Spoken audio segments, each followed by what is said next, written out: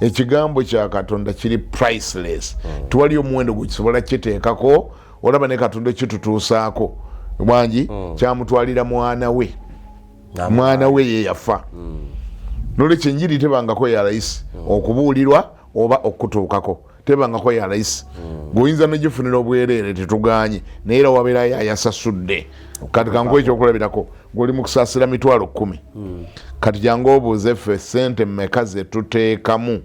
buli mwezi mweyokka TV gwe okusobola ogiraba mu makaago sente mmeka ze tuteekamu buli mwezi ate tubabulirako olusi bitundutundu tetusobola babulira byonna naye TV ogiyimirizawo kisigaza ku mpewo gweosobola okuba nga ogiraba mu nnyumba kati njogedde ku bitongole ebyo binanyini dikoda wangi bw'omala okusasula Signet buli mwezi $12,000 ne Star Times nenogisasula zezimu wangi n'abalala bonomala noyingirira okusasula license eya TV gibeeza ku mpewo kuba nti kweri amayengo gye gali mu bank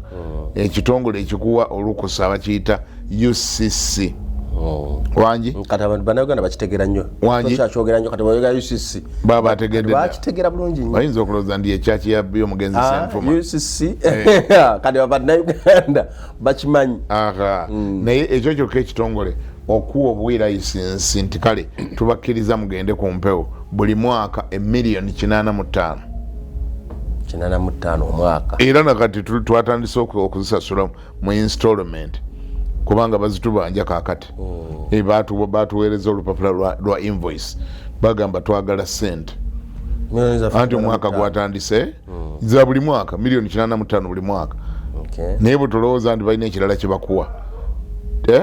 tolowooza nti bakuweerako microphone nti oba bakuweerako kadikoda nti oba bakuweerako kamera nti oba bakuweerako waya nti oba bakuweerako transmitter lupapula olugamba nti kale genda obeereyo ku mpewo $85,000 TV yokka ebyo mbyogera kugamba bantu bali abatuuliza bapatanazi baffe bakwano baffe okutegeera sente zaabwe wa gye ziraga kuba muntu baba tebakubulidde gye ziraga oyinza n'okulowooza nti babazi balinayo ekkutiya ya sente obutakitwala nga kikulu katugenda ntugamba osobola okumiramu ne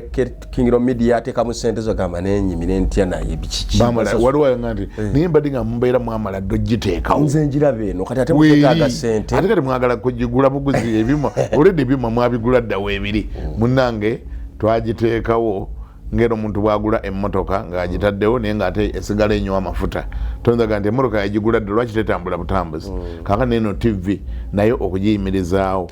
wangi jjukira ezo zonna ze naakwogera sinnayogerako operational cost what is baita operational costs what is baita mulooza katugambe ne salary oba emisaala gy'abakozi nayo tugitadde omwo tetunayogera